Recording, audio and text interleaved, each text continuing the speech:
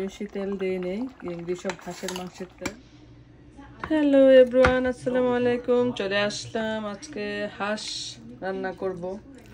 Fresh হাঁস এই যে নিয়ে আসছে, আমাদের জ্যান্ত হাঁস জবাই করে ফ্রেশটা নিয়ে আসছে। আমাদের দেশি হাঁস, এটা বালি হাঁস নাকি দেশি হাঁস সম্ভবত, আমি জানি না। এটাকে আজকে ভুনা করা হবে। এখন আমি হাঁসটাকে একটু পুড়াবো, পুড়ায় তারপর এটা পরিষ্কার করা হয়ে গিয়েছে, এটা জাস্ট পুড়ায় তারপরে করবো। আর কলিজা আর এটা পরিষ্কার করা হয়েছে। হাঁস খাওয়া অনেক কষ্ট। এটা আমাদের এখানে প্রায় $20 মতো নিয়েছে হাঁসটা। একটু পুড়ে নিই আগে। ওকে, এর মধ্যে লোম তেমন নাই। হ্যাঁ, লোমটা ওরকম নাই, তারপর একটু পুড়ে নিলে ছোট ছোট লোম গুলো ইয়ে থাকে। ওই ডানার সাইডটা, ডানার নিচেটা আর ইয়াটা একটু পুরানো তেলে দিব। মোটামুটি ভালোই ভাবে পরিষ্কার করে দিচ্ছে। হ্যাঁ, এটা একদম নাইস। আমি হাঁসটা তো দেখা পছন্দ হয়েছে, দেখে আনছি। একদম আমাদের দেশি এবং বেশ লোম টোম একদম এখানে পাউন্ড হিসেবে পাওয়া যায়, সবাই তো জানতে চায়। এটা পিস হিসেবে বিক্রি করছে। কত এটা দাম? আমি তো $20 বললাম। $20 নাকি? হ্যাঁ, এরকম 18.99 না কত। আমার কাছে হাঁসটা খুব চিপ মনে হলো। তাই না? কত নিচ্ছে হাঁসটা, মানে কত পাউন্ডের? কত পাউন্ড জানি না, এটা পিস হিসেবে বিক্রি করে। দেখছেন কি সুন্দর হাঁসটা পুরা হলো, এই যে একদম সুন্দর তেল বেরোতেছে। হাঁস কিন্তু পুরা না নিলে কিন্তু ভালো লাগে না। আমি ওখান থেকে পুড়ে আনতে পারতাম, কিন্তু ওখান থেকে পুড়লে তো ভিতর ভিতরই থাকে। তারা ওই লোম গুলা তো বেশি পরিষ্কার না করে পুড়ে দেয়, তখন আর ভিতরে লোম থেকে যায়, পুরা লোম থেকে যায়। এখন আমরা নিজেরা লোমটা পরিষ্কার করে নিলাম, ভিতরে কোনো ভিজিবল লোম নাই।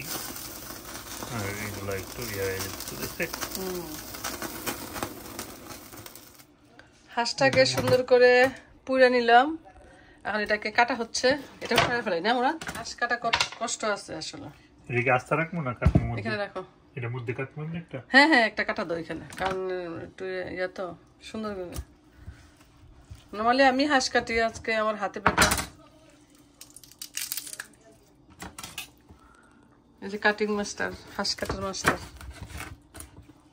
হাঁসটার মধ্যে অনেক তেল। এখানে থুই তো একবারে, আবার এখানে থুইতেছ না। মানে দেই, তুমি দেখো তারপরে রাখো, তুমি ইন্সপেক্ট করো।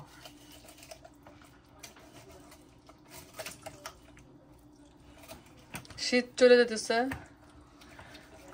আমরা আসলে যে নর্মালি কসকোর থেকে হাঁস আনি, বাট ওই হাঁসটা হাজার হোক ওইটাও মজা, বাট ফ্রেশ হাঁসের একটা অন্যরকম স্বাদ আছে।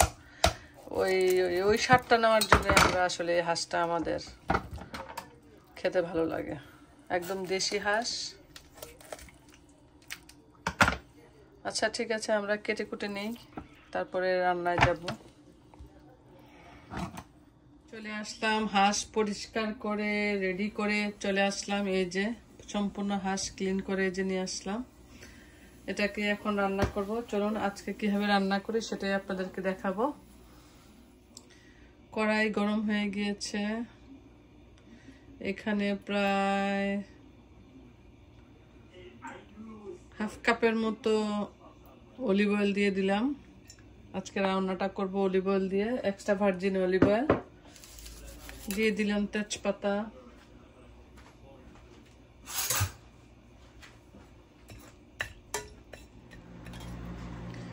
দিয়ে দিলাম 3-4 টুকরা দারচিনি,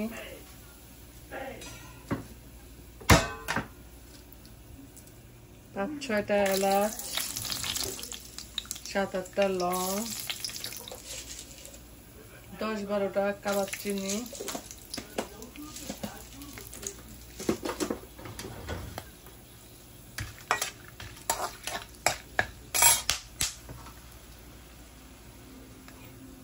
এখানে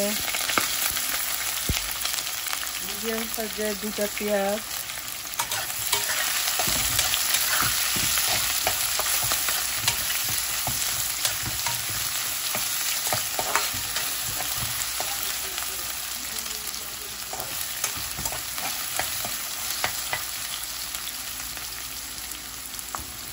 পেঁয়াজটা একটু ব্রাউন হয়ে আসলে পরে মশলাটা এড করে দিব। এখন মশলাগুলি অ্যাড করব। এখানে 1 চামচ, 2 চামচ, 3 চামচ। এই যে আমার চামচটা অনেক ছোট, তাই 3 চামচ হলুদ দিয়ে দিলাম, 4 চামচ মতো। আর হচ্ছে মরিচ, ঝালটা হচ্ছে সম্পূর্ণ যার যার ইচ্ছা অনুযায়ী। 1, 2, 3, 4 চামচ মরিচ। জিরা 1, 2, 3 চামচ জিরা। আর হচ্ছে ধনিয়া 1, 2, 3, 4 চামচ। কারণ একটু পানি দিয়ে দিই, যেহেতু মশলাটা পুড়ে যাবে।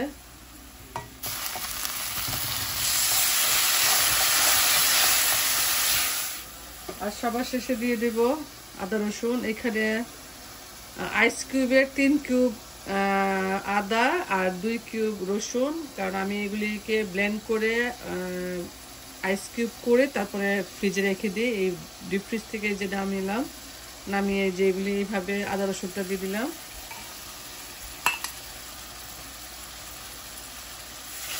হাঁসের মাংসের মধ্যে প্রচুর মশলা লাগে, আর ঝালটা যার যার ইচ্ছা অনুযায়ী। সবার শেষে দিয়ে দিলাম লবণ। লবণ হচ্ছে 1 চামচ স্বাদ মতো, একটু বেশি দিলাম, 1.5 চামচের মতো।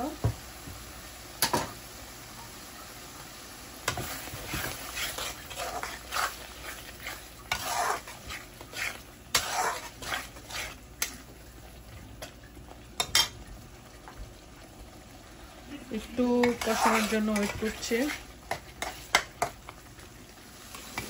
আমার কাছে মনে হয়েছে ঝালটা একটু কম হবে, আমি আর একটু ঝাল দিচ্ছি, 2 চামচের মতো দিয়ে দিলাম।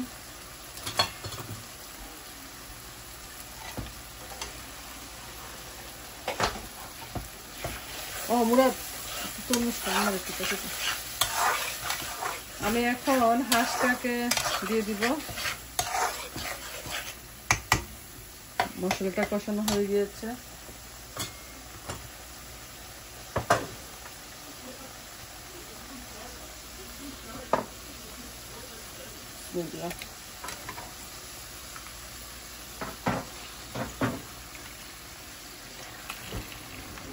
হাঁস রান্না একদম সহজ, নর্মাল মাংস রান্না করার মতোই, তবে হাঁসে একটু মশলা লাগে বেশি। একদম ফ্রেশ হাঁস।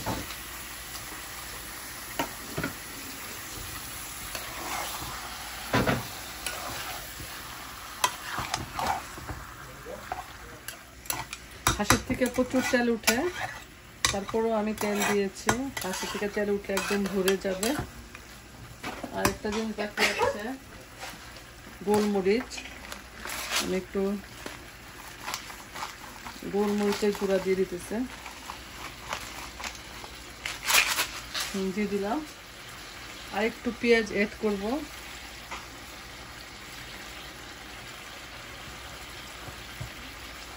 এখানে আর একটা মিডিয়াম সাইজের পেঁয়াজ দিয়ে দিলাম। এটা ভুনা হবে, একটু পেঁয়াজ লাগবে বেশি। এখন ঢেকে দিব, ফিরে আসছি 5 মিনিট পর। এটা একটু নেড়ে দিই।